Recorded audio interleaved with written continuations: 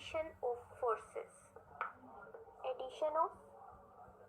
Forces, कि हम forces को किस तरह से ऐड कर सकते हैं, क्योंकि फोर्स जो है वो एक वेक्टर क्वांटिटी है, ठीक है, वेक्टर क्वांटिटी है। इट मीन्स कि इसको डिस्क्राइब करने के लिए we need direction and magnitude, ठीक है। एंड अगर मैग्नीट्यूड ही सिंपल हो, लाइक कोई भी चीज़ है, लाइक हम मैस को ले लेते हैं, ठीक है,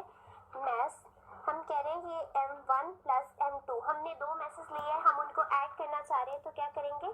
सिंपली मैस जो एक स्केलर क्वांटिटी है उसको डिस्क्राइब करने के लिए सिर्फ मैग्नीट्यूड चाहिए होता है। इसलिए लाइक सपोज m1 हमारे पास था 15 kilogram,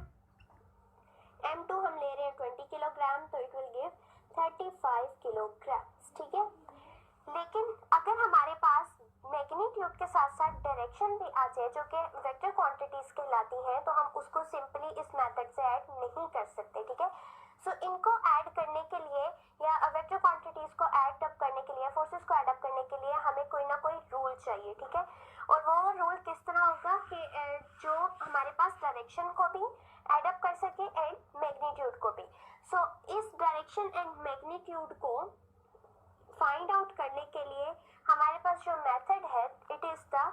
head to tail rule method, head to tail rule, ठीक है। हेड टू टेल रूल के अकॉर्डिंग हमें क्या मिलता है, एक रिजल्टेंट वेक्टर, किस तरह से, लाइक हमारे पास नंबर ऑफ फोर्सेस है, ठीक है, इस तरह से नंबर ऑफ फोर्सेस है, इन सब को जब हम ऐड कर देंगे तो हमारे पास एक रिजल्टेंट वेक्टर आ जाएगा, रिजल्टेंट फोर्स आ जाएगी, लेट्स सपोज आर हम उसको नाम दे रहे हैं, तो वो रिजल्टेंट फोर्स क्या होगी, एडिशन ऑफ फोर्सेस, ठीक है। एंड उसकी डेफिनेशन क्या होगी कि अ रिजल्टेंट फोर्स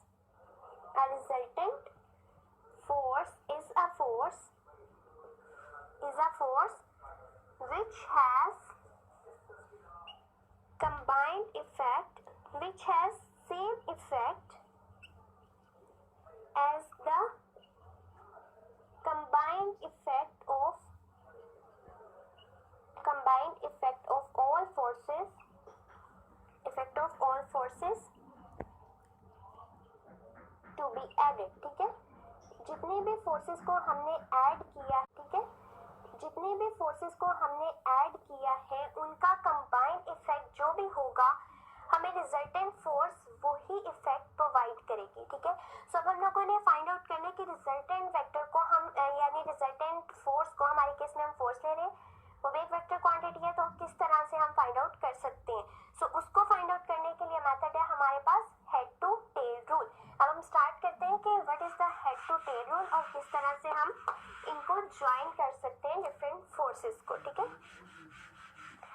सो यहाँ से हम स्टार्ट करते हैं अपना head to tail rule. Head to tail rule के लिए क्या क्या चीजें चाहिए होती है, इसके आगे ही मैं लिख देती हूँ मैग्नीट्यूड प्लस डायरेक्शन,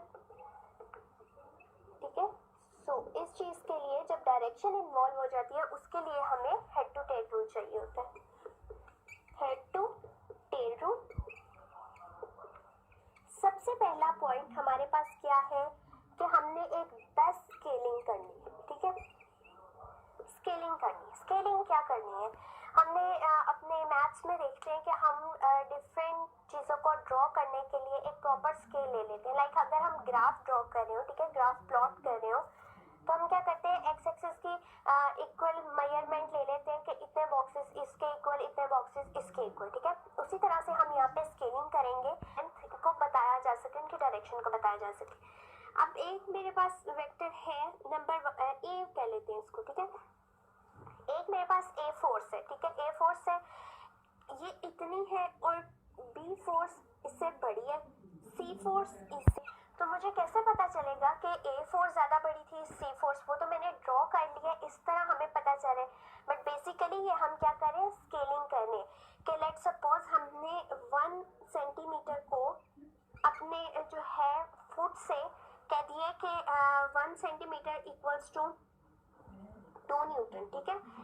तो इसका मतलब है कि यहाँ पे 1 सेंटीमीटर एंड 1 सेंटीमीटर, तो ये हमें टोटली क्या दे रहा है कि ये हमारे पास 6 न्यूटन की फोर्स प्रेजेंट है। इस तरह से जस्ट ये 1 सेंटीमीटर का कह दिया कि 1 सेंटीमीटर 2 न्यूटन के इक्वल है, इट मीन्स ये 2 न्यूटन फोर्स बता रहे हैं, ये 3 न्यूटन बता रहे हैं या 4 न्यूटन बता रहे हैं। इसलिए बेस्ट जो चीज़ है सबसे पहले है स्केलिंग, कि हम किसको कितनी फोर्स के इक्वल रख रहे हैं, ताकि हम वेक्टर्स को डिफाइन कर सकें और उनको ड्रॉ करने में हमें पता हो कि कौन सा वेक्टर बड़ा है एंड कौन सा छोटा है। द नेक्स्ट थिंग इज, जब हमने स्केलिंग कर ली है अब हमने ज्वाइनिंग करनी है, ठीक है। ज्वाइन करना है वेक्टर्स को, ज्वाइनिंग वेक्टर्स। वेक्टर्स में अभी हमारे पास कौन सी चीज है, फोर्सेस, एंड ज्वाइन किस के अकॉर्डिंग करना है, हेड टू टेल रूल। अब हेड टू टेल रूल नाम से ही पता चल रहा है कि एक वेक्टर का हेड एंड सेकंड वेक्टर की टेल, इस तरह से, ठीक है। पहले वेक्टर का head, head to tail, to tail मतलब उसके जो हेड को टेल से ज्वाइन कर देना है। इसी तरह हमारे पास यहाँ पे जितने भी वेक्टर्स होंगे लाइक ए बी सी हमने ड्रॉ किए थे, उनको इसी तरह ऐड करना है कि एक हमने हेड रखा, एक वेक्टर का हेड लिया, उसके ऊपर दूसरे की टेल रख दी, अब उसके ऊपर नेक्स्ट वाले की टेल को ज्वाइन कर देंगे इस तरह से, या कोई भी डायरेक्शन हो सकती है इस तरह से। अब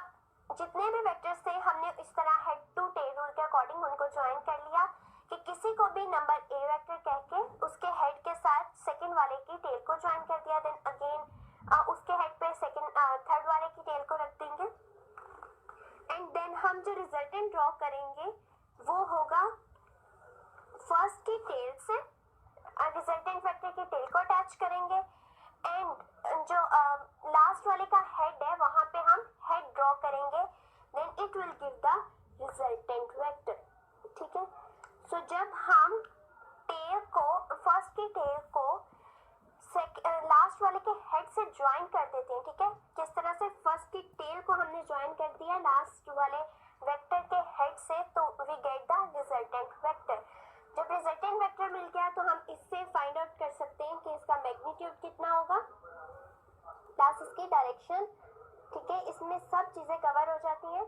क्योंकि इसका कंबाइंड इफेक्ट है जितना भी हमने ऐड किए उन वेक्टर्स के इफेक्ट के, ठीक है। सो इस वेक्टर में ये तमाम कवर हो रहा है कि हमने इतनी जो है इतना एंगल, या इस डायरेक्शन में एक्स डायरेक्शन में इतना डिस्टेंस कवर किया,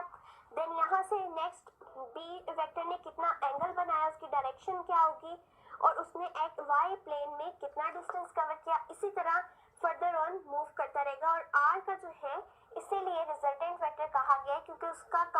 सेम इफेक्ट है as the combined effect of all vectors जिनको हमने ऐड किया है by using head to tail rule. So सबसे पहले हमने क्या किया, हेड टू टेल रूल में स्केलिंग प्रोवाइड की कि बेस्ट स्केल जो है चूज किया, देन हमने किसी भी वेक्टर को ए वेक्टर नाम दे लिया, B vector, C vector, then join किया उन्हें by the head to tail rule कि एक की फर्स्ट वाले की हेड के साथ सेकंड वाले की टेल को अटैच किया, एंड इस तरह हम लोग सारे वेक्टर्स को ऐड करते गए, and the last thing is के रिजल्टेंट हमने फाइंड आउट करना था, तो फर्स्ट वाले की टेल से